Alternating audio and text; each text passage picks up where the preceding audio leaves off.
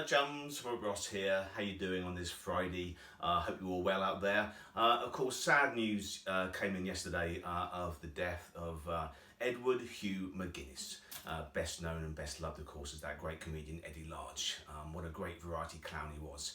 A terrific loss to the business, and it's funny looking back at his career that he was always there when I was a kid. You know, he met Sid Little, his partner, in comedy crime in the 1960s, and on television throughout the 1970s and 1980s. He was part of my comedy education. His great impersonations of Deputy Dog and Cliff Richard and all those, and Sid Little doing his crazy Ben Turpin impersonation. He'd been dead 40 years even then, but it was hilarious. So they were proper old school variety, and I loved them. And those telly shows, yeah, I mean, they spanned really in terms of musical history from the death of punk rock to the dawn of Britpop.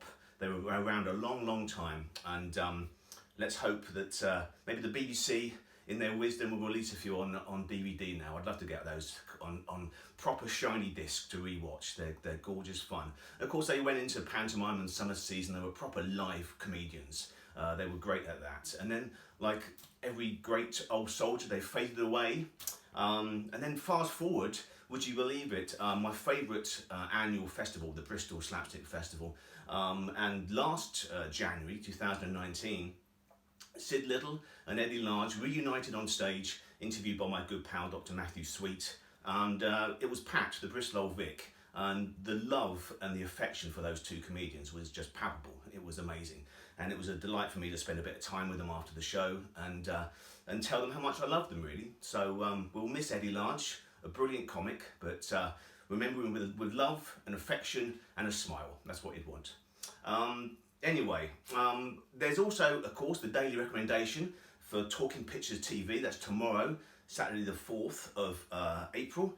And it's me this time. Would you believe I'm back on Talking Pictures tomorrow, chatting to my lovely friend Rita Tushingham, and that's 11:20 tomorrow evening. So after our comedy horror double bill, you can put on Channel 81 or whatever platform you watch Talking Pictures on and see me chat to Rita, the lovely Rita, in happier times. It was recorded at one of the renowned festival films days at the Watersmeet Theatre in Rickmansworth. And we chat about everybody from working with Dora Bryan to Oliver Reed. So that's me and Rita Tushingham on stage on your screens tomorrow night at 11:20. So that's the one to watch tomorrow. And finally, dear Debbie Hudd says a final farewell to her beloved Roy today.